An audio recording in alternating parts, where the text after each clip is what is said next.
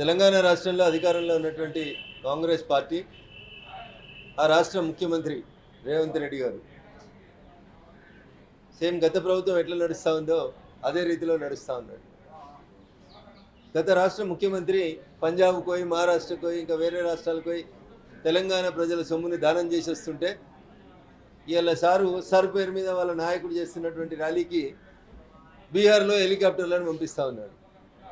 బీహార్లో రాహుల్ గాంధీ కాంగ్రెస్ పార్టీ నాయకులు తిరుగుతున్నటువంటి హెలికాప్టర్ ఖర్చులు తెలంగాణ ప్రభుత్వం పంపిస్తూ ఉన్నది. ఇంతకంటే దారుణం ఏమిటో చెప్పండి.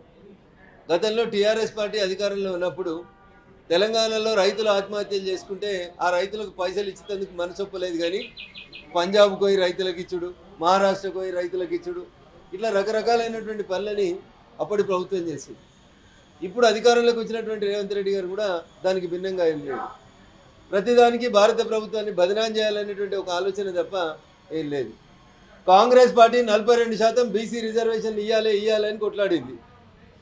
నోరుతోటి నవ్వడం ఎట్లా, నొసలతోటి ఎక్కిరించడం ఎట్లా అనేది కాంగ్రెస్ పార్టీని చూసి నేర్చుకోవాలి. దేశమంతా మేము 42% బీసీలకు ఇస్తామని చెప్పి జంతర్ మంతర్ దాకా వచ్చి ఢిల్లీలో ధర్నా చేసిన వాళ్ళు అవకాశం వచ్చింది. ఒక ఉపరాష్ట్రపతి క్యాండిడేట్ని పెట్టడానికి కాంగ్రెస్ పార్టీకి ఇండి కూటమికి అవకాశం వచ్చింది. మాకు 100 మంది ఎంపీలు కాంగ్రెస్ వాళ్ళు వచ్చిర్రు, బయట పార్టీలన్నీ మద్దతు ఇచ్చినాయని 45 నిమిషాలు రేవంత్ రెడ్డి గారు జంతర్ మంతర్ దగ్గర మోడీ గారిని తిట్టి బీసీ బిల్లు గురించి ఏదో మాటలు మాట్లాడిపోయిండు.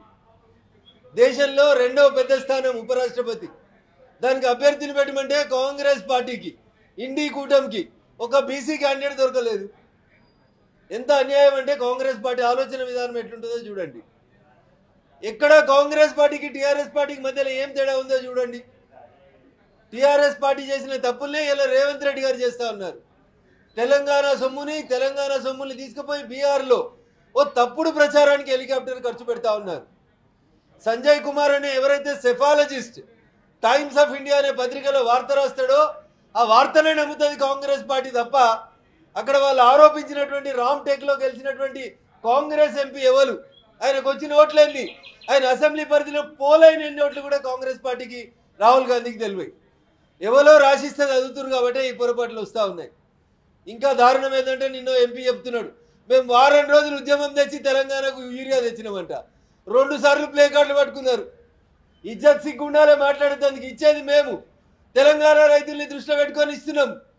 దేశానికి రావాల్సినటువంటి యూరియా 26% చెప్తా యూరియా చైనా నుంచి రాక కొంచెం ఆలస్యమైందని చెప్పి మంత్రి గారు చెప్తా ఉంటే మేము వారం రోజులుగా ఎంపీలంతా కష్టపడ్డాం. ఎక్కడ కష్టపడ్డారు? ఒక్కసారి తంతల మీద పేపర్ పట్టుకుంటే అట్లా పోతున్నాయి వచ్చి ఫోటో దిగిపోయింది. దానికి వీళ్ళు బాగా కష్టపడట కాంగ్రెస్ ఎంపీలు ధర్నా చేస్తే యూరియా వచ్చిందంట. ఇది వీళ్ళు మాట్లాడేటువంటి విధానం.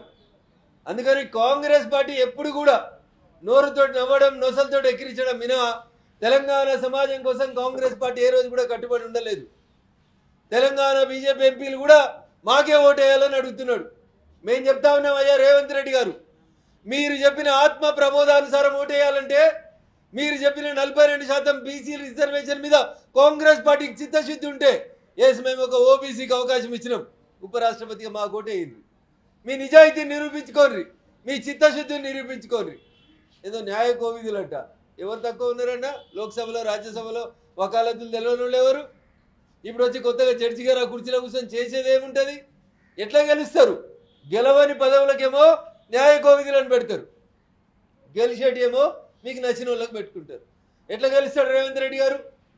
ఒక సుప్రీంకోర్టులో పనిచేసి రిటైర్ అయినటువంటి ఒక జడ్జిని తెచ్చి ఏదో ఉద్ధరిస్తా ఉన్నట్టు మాట్లాడేటువంటి ప్రయత్నం వల్ల తెలంగాణ సమాజానికి అవమానం చేస్తున్నారు రేవంత్ రెడ్డి గారు తప్ప ఇంకొకటి కాదు.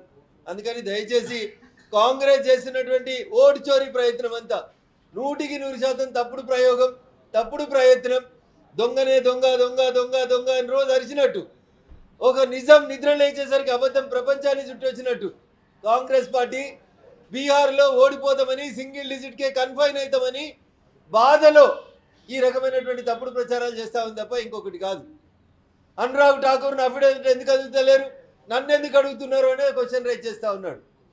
ముందు మాట్లాడింది మీరు కాబట్టి ముందు మీరు ఈయనరి ఒక మంచి సాంప్రదాయాన్ని మీరు నెలకొల్పుండ్రి, తర్వాత అనురాగ్ ఠాకూర్ గారు కూడా వచ్చి అఫిడవిట్ ఇస్తారు.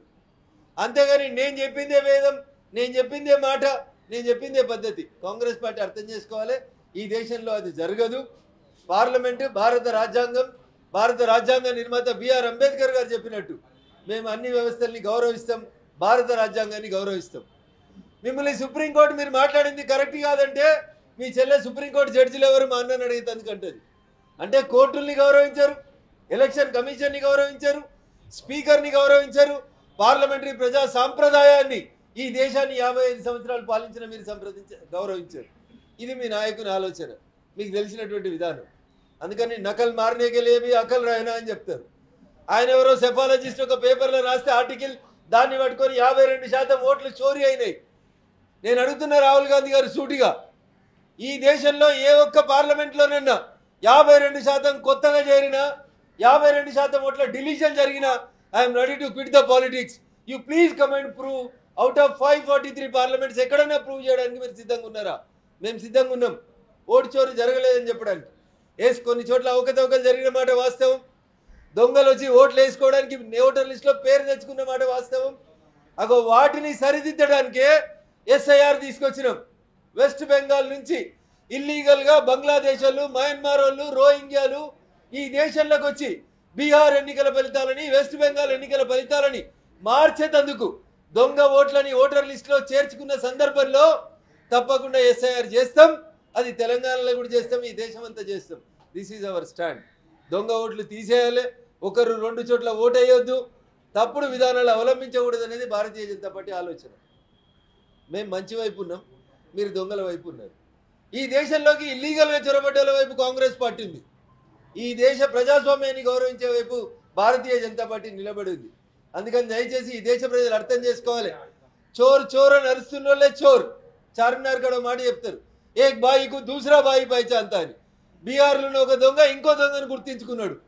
2 దొంగలు కలిసి యాత్రలు చేస్తూ ఉన్నారు. ఇంతకు మించి కాంగ్రెస్ రాహుల్ గాంధీ నాయకత్వంలో సాధించేది, ముందుకు నడిచేది ఏం లేదని చెప్పి తెలియజేస్తూ, తెలంగాణ బీసీ బిడ్డలు ఆలోచించాలి. రేవంత్ రెడ్డి జంతర్ మంతర్ దగ్గరకు వచ్చి ధర్నా చేసి బీసీ బిల్లు ఇస్తారా సస్తారా అని బీజేపీని అడిగిండు.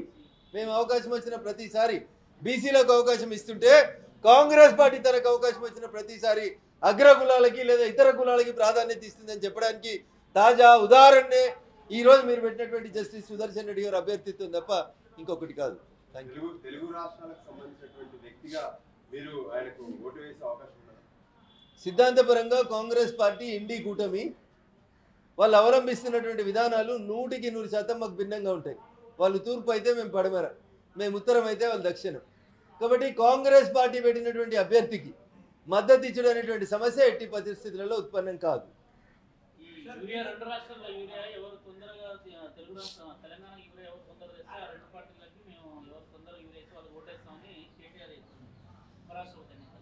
ఇప్పుడు నెత్తి కేటీఆర్ది కాదు, కత్తి కేటీఆర్ది కాదు. ఆయన ఏదైనా మాట్లాడతాడు. పెట్రోల్ మీద పైసలు తగ్గిమని ఇలా ఉత్తరం రాస్తాడు. ఆయన పెట్రోల్ మీద పైసలు తగ్గిమని ఎవరు రాస్తారు ఉత్తరం? కేటీఆర్ జిఎస్టీ కౌన్సిల్ కంటే ముందు రోజు రాత్రి ఆయన కూడా ఎవరైనా పెట్టుకున్నట్టున్నాడు, రాహుల్ గాంధీ లెక్క కనుక రాసిచ్చుతాను.